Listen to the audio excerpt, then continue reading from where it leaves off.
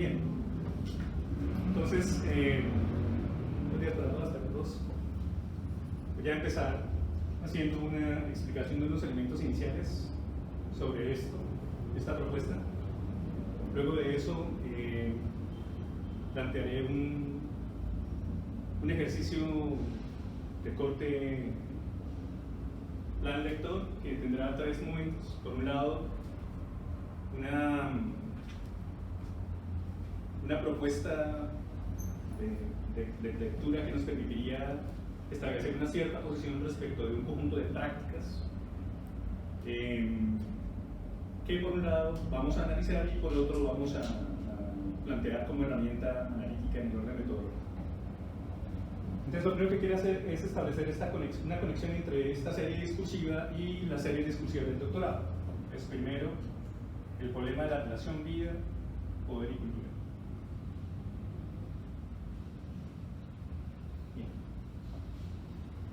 Bien. Veremos a lo largo del ejercicio cómo de alguna manera cada una de estas posiciones implica una relación compleja con la vida, pero no solamente con la vida, sino especialmente con esta primera determinación, la relación vida-poder. En la noción de transformación, en la pregunta por la transformación, que pues es un concepto increíblemente vago, pero que vamos a ver más tranquilamente, pareciera que genealógicamente hablando, había dicho que me iba a quitar esto, genealógicamente hablando, que desde el principio implicaría la pregunta griega por cuál forma de vida. Aristóteles en la Ética de Nicómaco insiste en la pregunta por cuál es la mejor forma de vida posible y distingue, es bastante conocido, entre una zoé, que sería la vida animal, y una bios, que sería la vida ordenada en la polis, la vida del sujeto racional, la vida de los seres humanos, etc. Pero más allá de eso, la cuestión fundamental es cuál es la mejor forma de vida posible, que es la primera pregunta relacionada con la teoría eudaimónica o la teoría de la felicidad.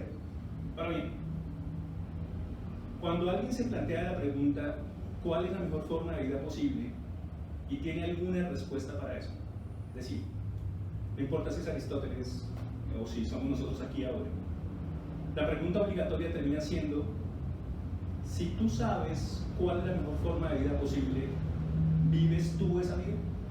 Es decir, no es suficiente con tener una cierta aproximación teórica a lo que implicaría un cierto modo de vida.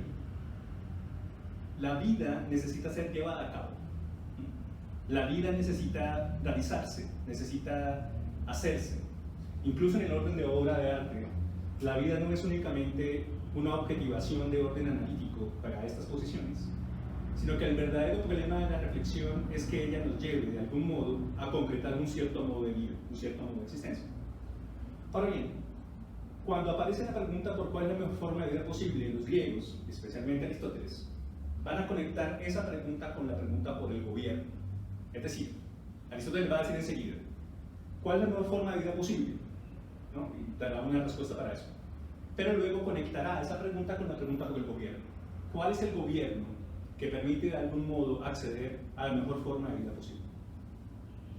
Es suficientemente conocido que Aristóteles va a definir, ¿no?, esa mejor forma de vida posible en el capítulo sexto del libro, en el capítulo octavo del libro primero de la Ética de Nicómaco, ¿no?, acerca de la cuestión de la felicidad, eudaimonía en griego, y que dirá de esa felicidad que la felicidad es una actividad, un ergón, se dice en griego, ¿no? Una traducción para eso hoy podría ser también trabajo, un ejercicio.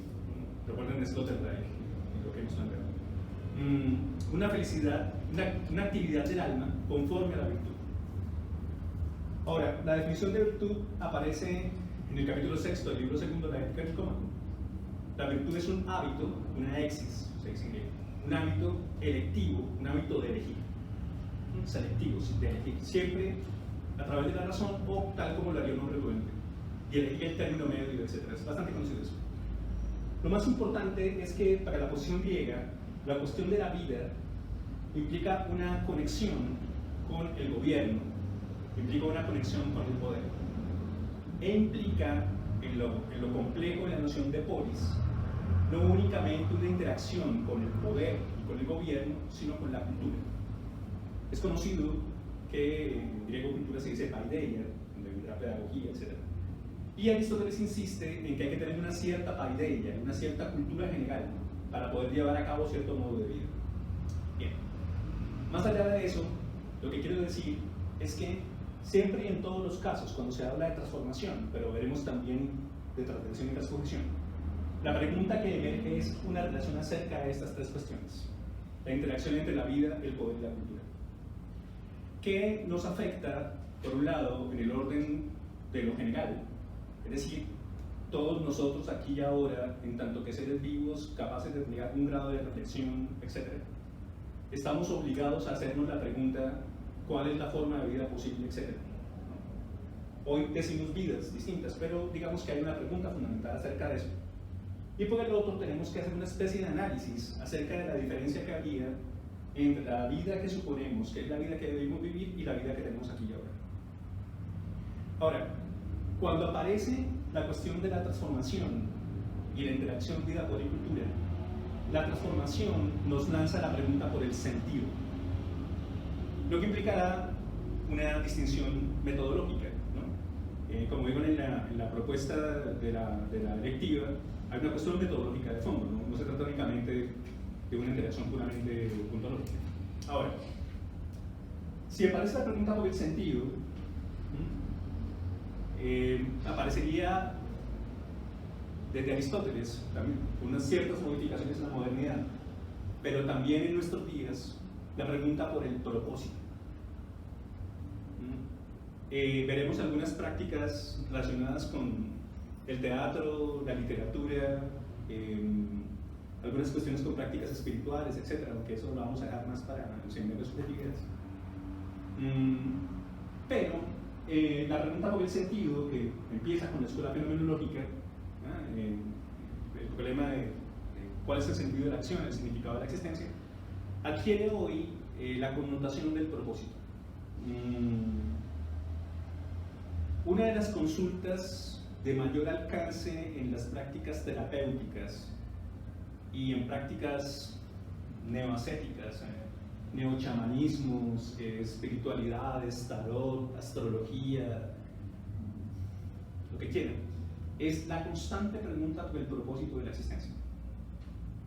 Así que aquí hay una cuestión interesante. Por un lado, tenemos una cierta vida, gozamos de una cierta vida, pero desde Grecia clásica hasta hoy, esa vida que tenemos, en tanto que no es suficiente, debe moverse a Dios en el sentido de la relación con la cultura, e implica unos cambios, unos movimientos, unas transformaciones que, por un lado, una sociedad organiza a través de un conjunto de instituciones, pero por el otro lado, el sujeto, el existente, si quieren decirlo con Heidegger, plantea sobre sí mismo en tanto en cuanto pretende alcanzar una cierta forma. Alcanzar una cierta forma de ser, llegar a ser de cierto modo, conseguir cierto modo de existencia. En el fondo, los tres elementos de esta primera serie discursiva que estamos analizando implicaría la pregunta por el cambio, ¿no? Y que va desde la pregunta por cuál es la naturaleza humana o la naturaleza del hombre y qué cambios debe llevar a cabo para poder conseguirla, que sería Aristóteles y Grecia clásica, hasta la cuestión del imperativo metanoético en Sloterdijk, ¿no? El capitalismo contemporáneo configurado como la exigencia constante de cambio, de transformación, de diseño, de configuración. Pero entre esos límites, que son bárbaramente amplios en términos históricos, está el hecho de que hay un doble movimiento al menos. Por un lado, una sociedad se ocupa de organizar unas modalidades institucionales para que un sujeto se tome a sí mismo como diseño, como ejercicio operativo, como aquel que se opera, dirá Sloterdijk, aquel que es operado desde unas instituciones, o bien a través de un proceso reflexivo a través del cual el sujeto llega a adquirir un cierto modo de ser. La noción de espiritualidad que Foucault analiza en la hermenéutica del sujeto, en el 82, señala, en Grecia clásica al menos, el hecho de que no estamos listos para la verdad. Así que aquí pareciera emerger un trasfondo no considerado inicialmente, ¿no? Y estará presente en los tres elementos, que es la cuestión de la verdad. Pero la cuestión de la verdad aparece justamente cuando establecemos la relación crítica, ficción, experimentación.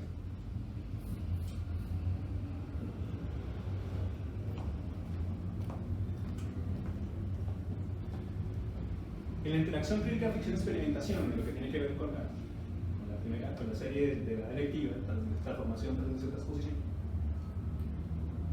implica un conjunto de movimientos reflexivos que el sujeto plantea sobre sí mismo para preguntarse, al menos inicialmente, si la forma que está adquiriendo es la forma que debe adquirir o no, si la forma que tiene es aquella que debe ser cuestionada, modificada, si las instituciones que se encargan de su formación, su paideia, su building, están haciendo lo que debe hacer, etc. O si los modos de gobierno que han sido planteados para configurar cierta formalidad son los que deben ser. Pero también un cierto movimiento acerca de cómo sería posible conseguir alternativas, medios, métodos, modos, ascéticas que hacen que la existencia vaya lo más lejos posible. Aunque ahí estamos acercándonos peligrosamente a la noción de transgresión, de la que no he hablado en absoluto todavía, sí pasa que hay una cierta interacción entre la transformación y la crítica, pero en el fondo el problema es la relación con la verdad.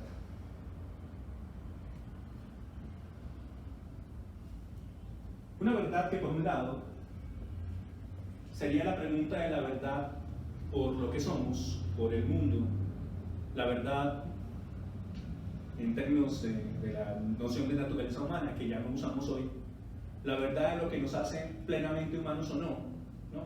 Pondré algún ejemplo de Viktor Frankl, ¿no? en la búsqueda del sentido último, para que vean cómo aparece eso en la logoterapia, en la programación neurolingüística. Pero digamos que hay un momento en el que el sujeto se modifica, se transforma, cambia, quiere ser de otro modo en relación con una cierta verdad. Una verdad que por un lado se le ofrece una cierta reflexión que un cierto saber tiene, o por el otro es una verdad que el sujeto termina encontrando en la experiencia. Recuerden que esto es fenomenología y hermenéutica, así que la noción es experiencia, o en la experimentación, que ya está un poco más a este lado, consigo mismo. Cuando Foucault analiza en el curso que acabo de mencionar el problema de la espiritualidad, va a decir que en la filosofía griega antigua la cuestión fundamental está en la certeza que tiene el maestro respecto del discípulo, porque en esa época existen estas cosas, de que no estamos listos para enfrentarnos a la verdad ni conocer la verdad. No estás listo para acceder a la verdad. No puedes. Es decir, tu condición ontológica actual no te permite acceder a la verdad. Así que, si hay una definición de espiritualidad en Grecia antigua, dirá Foucault, será justamente el conjunto de modificaciones que se le pide a aquel que quiere ser filósofo, de cierto modo, filósofo de cierto modo, para poder acceder a una cierta verdad. Pero fíjense el doble movimiento de la verdad que está ahí. Por un lado, se trata de la verdad del mundo, se trata de por fin enfrentar qué es eso que es el mundo. Pero por el otro, dentro de esa verdad que es el mundo, conseguir la verdad sobre sí mismo. Y nos metemos en otro problema, ¿no? Cuando decimos la verdad sobre sí mismo, inmediatamente sale la pregunta de qué es eso que es el sí mismo que tiene algo en la verdad. Evidentemente, filosóficamente hablando, la pregunta por la verdad es suficientemente conocida. Pero más allá de eso, cosa que veremos de alguna manera, al menos tocándolo un poco, la cuestión está en que al dar cuenta de lo que el mundo es, de alguna manera también damos cuenta de lo que somos. Muchísimo tiempo después, ¿no? En la cuestión moderna, la fenomenología y su impacto en la hermenéutica dirá que toda comprensión es autocomprensión. En tanto en cuanto toda comprensión del mundo como texto, toda comprensión del texto como relato, toda comprensión de la narrativa, etc., de algún modo afecta mi propia comprensión de mí mismo me permite establecer unas nuevas conexiones sobre mí mismo, etc. Pero el problema está justamente en que debajo de estas cuestiones hay una pregunta muy seria por la verdad, especialmente por la verdad de lo que somos. Ahora, Foucault plantea eso en términos históricos para poder acceder a una posición respecto de lo que él entiende por subjetividad. La subjetividad ética, al menos, ¿no? Por ejemplo, Edgardo Castro es uno, tal vez el filósofo Foucaultiano más importante en América Latina, que ha estado, que trabaja con nosotros en este doctorado, ha venido varias veces y ha sido jurado de tesis. Siempre me regaña un poco cuando yo digo subjetividad ética, porque para él Foucault está hablando de subjetividad y siempre será un asunto ético. Habría que verlo, un debate.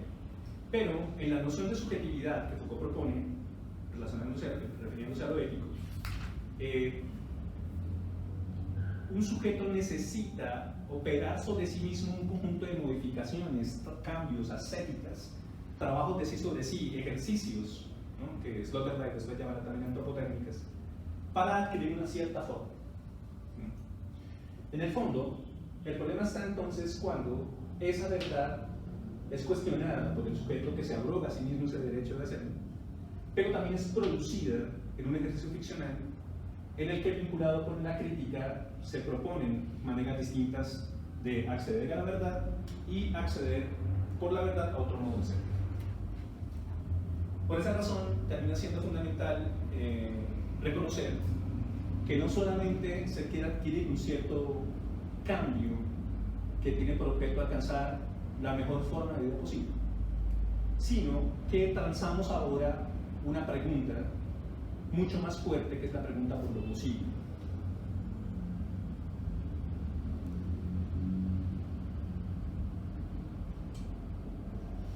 ¿Qué se conecta necesariamente con estos elementos?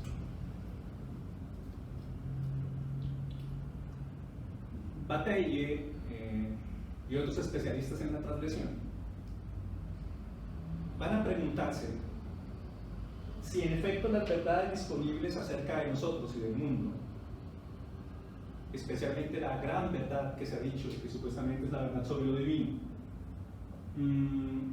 permiten alcanzar ya no la mejor forma de vida posible, ¿no? El florecimiento. Hay una traducción que hacen los neoaristotélicos contemporáneos sobre la noción de eudaimonía aristotélica, ¿no? El florecimiento, que tiene un tremendo impacto en lo que implican ciertas posiciones psicológicas hoy, el florecimiento de lo que son, sino la pregunta fuerte sería por lo posible. ¿Hasta dónde podemos ir? Emerge entonces, en el fondo están las tres, pero emerge entonces un problema muy serio, que es el problema del límite.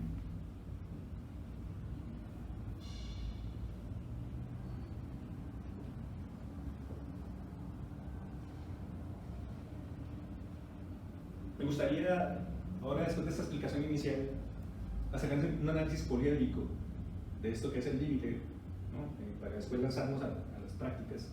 Pero digamos que inicialmente aparece la pregunta por el ¿hasta dónde? ¿No? Bataille, tremendamente influido por Nietzsche, Artaud y otros, ¿no? Insistirán en que quizá el problema ya no es cómo transformarnos para conseguir un determinado modo de existencia que se asumiría como el cumplimiento de la naturaleza humana en su máxima expresión, sino mejor averiguar cómo, en las circunstancias disponibles, un cuerpo, ya no es un alma que quiere conseguir el acceso a la verdad, un cuerpo experimenta sobre sí mismo un conjunto de procesos que le permite averiguar hasta dónde podemos llegar y por qué razones. Y al mismo tiempo una ascética distinta, un trabajo distinto, un ejercicio distinto, que ya no es el de mejorar constantemente en la expresión de lo que somos, sino en el hacer cuestionamientos sistemáticos a los límites disponibles para averiguar cómo ampliamos el campo de lo posible. Es bastante complejo, es muy complejo. Ya es complejo el problema de la transformación en sí mismo, pero aquí la cosa empieza a complicarse más. Ontológicamente hablando, la cuestión del límite implica, para la fenomenología y para la hermenéutica, que insisten en la cuestión de la transformación, la idea subyacente de horizonte, ¿no? Tal vez se hayan fijado que bueno, el horizonte es un concepto muy importante, tanto para la fenomenología como para la hermenéutica, pero tal vez se hayan fijado que el horizonte es lo que nunca se alcanza, ¿no? Del griego oroi, ¿no? Lo que se ve, pero también límite, donde viene orografía, ¿no? El horizonte es lo que nunca se alcanza, pero a lo que se tiende, hacia dónde se va, ¿no? Mientras en la cuestión inicial del límite, en estos elementos de orden fenomenológico y hermenéutico, tiene que ver con una extensión, un mundo de la vida, una configuración extensa de sentido. Nuestra mirada, por hoy, va hasta donde nuestro sentido lo permite, hasta donde nuestra significación alcanza. El famoso ejemplo de que mis amigos indígenas vieron al mar y estaban los barcos españoles anclados y no los vieron. No los vieron porque en su horizonte no se trataba de que veían la sombra, etc., sino que en su horizonte de sentido no alcanzaba la posibilidad de comprensión de eso que estaba ahí. Es un ejemplo bastante famoso. Pero más allá de eso, está el debate entre el hecho de que nuestro límite es siempre un límite de comprensión versus el límite que nuestra posibilidad, o si quieren ya decirlo en términos más técnicos, nuestra potencia, puede alcanzar. Inicialmente, podemos lo que comprendemos, es decir, podemos lo que el acceso a la verdad, y especialmente a la verdad sobre nosotros mismos, nos permite. Así que no estás listo para la verdad, pero cuando estés listo para eso, el acceso a la verdad te permitirá ampliar tus posibilidades de acción. Permítanme ponerles un ejemplo, no tanto en Aristóteles, sino en el estoicismo, por ejemplo. Epicteto, en el Enquiridion, en el manual, va a aclarar la máxima expresión de lo que significaría la interacción entre el logos, la razón, y la praxis, la acción. Es bastante conocido, lo han escuchado varias veces. De lo que existe, existen dos clases de cosas: las que dependen de mí y las que no dependen de mí. Tontón también estime feminito de uj femenino. De lo que existe, existen dos clases de cosas: las que dependen de mí y las que no dependen de mí. Epicteto enseguida distingue entre lo que depende de mí y lo que no, inmediatamente. Y lo hace para dejar claro que cuando yo reconozco la verdad compleja y profunda de lo que depende de mí, entonces ahora entiendo lo que soy y ahora entiendo mi acción y entiendo lo que debo hacer y llevo mi máxima expresión, ¿no? Él sigue, ¿no? De mí depende mi juicio, mi deseo, mi aversión, mi impulso y todas aquellas que son mis propias acciones. Y Epicteto está diciendo punto por punto que elementos que parecerían no depender de nosotros, como por ejemplo el miedo, dependen de nosotros. Y una cierta idea de sí mismo, en lo que implica las representaciones, somos seres capaces de representar fantasía, ¿no? Fantasía es en absoluto realidad, cosa que influirá tremendamente en Descartes. La representación, que se dice en griego fantasía, depende de mí. Así que el mundo aparece delante mío y emergen fantasías, emergen representaciones. Y al emerger las representaciones, esa representación depende de mí. Soy yo quien debe gestionarlas. En todos los niveles. Ahora, en el vínculo con la pasión, ¿no? La pasión hace que emerjan fantasías que si no puedo distinguir, entonces terminan derivando mi acción. De hecho, no hay acción ahí porque no hay praxis, no hay libertad. Pero, si a través de un ejercicio de algún modo crítico, distingo de lo que depende de mí y lo que no, distingo las fantasías que están en el mundo, etc., entonces ahora accedo a una verdad desde un principio. Esa verdad se convierte en el soporte básico de mi forma de existencia y desde ahí yo alcanzo la máxima expresión del ser. De ti depende tu juicio porque no depende lo que los demás piensan de ti. De ti depende lo que tú piensas. Y así, al final, Epicteto, para no alargarnos, Epicteto va a decir: recuerda que si puedes distinguir adecuadamente entre lo que depende de ti y lo que no depende de ti, vivirás como un dios entre los hombres. Es decir, alcanzarás la máxima expresión, una máxima expresión de un modo de ser, una cierta variedad de existencia. Ese elemento influirá tremendamente en Descartes, ¿no? La teoría de la representación cartesiana y todo eso. Pero lo que más va a influir en Descartes es una afirmación durísima que tendrá efecto en la noción de la transformación. Y es que el primer movimiento de la conciencia para Descartes es el ejercicio del autoengaño. ¿Qué quiere decir eso? Descartes, influido por los estoicos, va a decir que nuestro primer movimiento interno es autoengañarnos constantemente. Así que fíjense el tremendo lugar de la razón aquí, ya no del logo, sino de la razón moderna, para poder distinguir qué es eso que es engaño y qué no. Todos conocemos la manera como se evoluciona, especialmente en las meditaciones metafísicas. Pero más allá de eso aparece el problema. Si toda comprensión es autocomprensión, si toda relación con la verdad de alguna manera tiene que ver con mi verdad, conocer la verdad, tener acceso a la verdad, es por fin tener acceso a una posibilidad de llevar a cabo la mejor forma de existencia. Y al mismo tiempo implica la exigencia, la solicitud de un cambio interno frente a esa verdad y un cambio que yo puedo tener frente al mundo y frente a mí mismo con el acceso a esa verdad. En la crítica de las representaciones, heredera del estoicismo y heredera de Descartes, y desde ahí disparada hasta la modernidad, reconocer que una emoción, una sensación, etc., es realmente una representación del mundo, permite ahora sí, como dice Taylor, fuentes de yo, controlar ese elemento. Al menos eso supuso la modernidad. Yo controlaré, que es una cierta obsesión cartesiana, yo controlaré mi propia existencia en la medida en que yo pueda enfrentar mis representaciones, hacerles crítica, cribarlas, ¿no? Pasarlas por el tamiz, reconocer cuál es verdadera y cuál es falsa, y desde ahí entonces organizar mi ejercicio de existencia. Pero fíjense que en esa interacción compleja entre la verdad y el límite aparece la pregunta por la libertad. La cuestión de lo posible no sería únicamente el hecho de decir que nuestros cuerpos pueden soportar cierta cosa, ¿no? Spinoza, nadie sabe lo que puede un cuerpo, etc. Sino que aparece la pregunta seria por la libertad.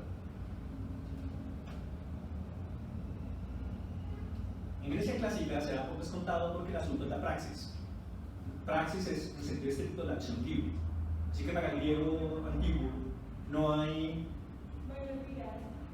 ¿Quieren tinto? ¿Desean tomar un tinto? Siga, siga. Buenos días. Hola, buenos días. ¿Cuántos tintos? Derecho fundamental del doctor en estudios sociales. Profe, dice que desea. Yo tengo aquí, gracias. Bueno, profe. Gracias. ¿Tengo 4 tinticos todos con azúcar? Sin azúcar. Sin azúcar.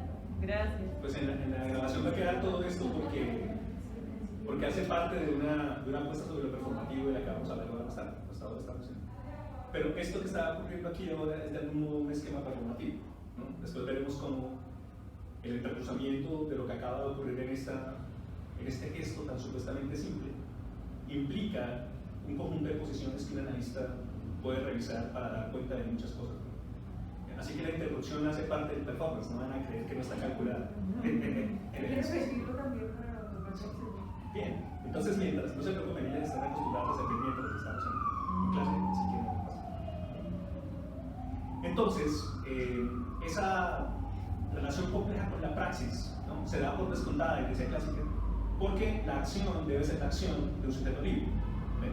Distinta del accidente, distinta de moverse puramente por la razón. En cambio, en la cuestión de la persecución de la libertad en la modernidad, esa posibilidad de la libertad se va a llamar autonomía en Kant, recuerdan, la máxima expresión de eso, pero tendrá tremendas implicaciones en Hegel, todo lo demás en Marx, a la hora de averiguar en la parte transformante marxista, recuerdan a Marx, ¿no? La praxis tiene por objeto no solamente ser libre, sino cambiar el mundo, transformar el mundo. En ese orden de ideas, fíjense cómo empieza a establecerse una conexión entre unas ciertas verdades, la verdad del sujeto sobre sí mismo, y al mismo tiempo el problema de cómo funciona, siga por favor, cómo funciona esa conexión con el ejercicio de transformar el mundo. Así que ya no es únicamente la transformación del sujeto, ¿no? Es también la transformación, es una cierta idea contemporánea más cercana de lo que creemos, según la cual transformarnos a nosotros mismos es el punto de partida de la transformación del mundo.